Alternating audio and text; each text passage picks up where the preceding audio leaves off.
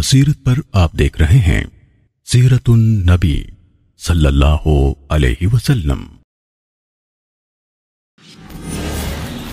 غزوہ حمراء الاسد۔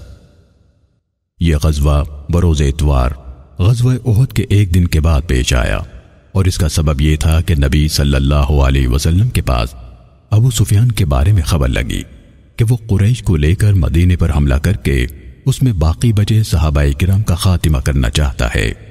نبی صلی اللہ علیہ وسلم نے بلال رضی اللہ تعالیٰ عنہ کو حکم دیا کہ دشمن کی طرف کوچ کرنے کا اعلان کر دیں، اور وہی شخص اس میں نکلے گا جس نے غزوہ احد میں شرکت کی ہو۔ چنانچہ نبی صلی اللہ علیہ وسلم اپنے ان صحابہ کرام کے ساتھ نکل کھڑے ہوئے جنہوں نے غزوہ احد میں شرکت کی تھی۔ مسلمانوں کا علم علی بن ابی طالب رضی اللہ تعالیٰ عنہ نے اٹھا رکھا تھا۔ نبی صلی اللہ علیہ وسلم نکلے، حالانکہ آپ کے چہرے مبارک میں زخم تھا اور آپ کے دندان مبارک مجروح ہو چکے تھے۔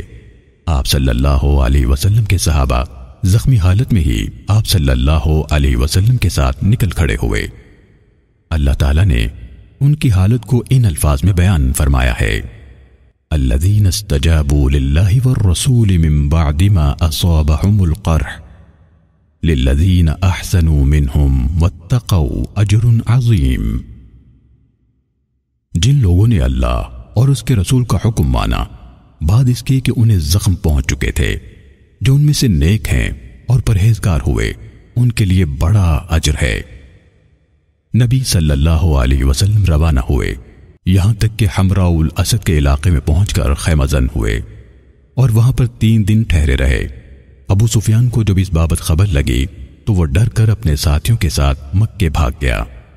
رسول اللہ صلی اللہ علیہ وسلم نے 3 دن تک قیام کیا، پھر بدھ کے دن مدینے واپس آ گئے۔ اس طرح سے مسلمانوں کی ہیبت جو غزوہ احد کی وجہ سے کم ہو گئی تھی وہ واپس آ گئی۔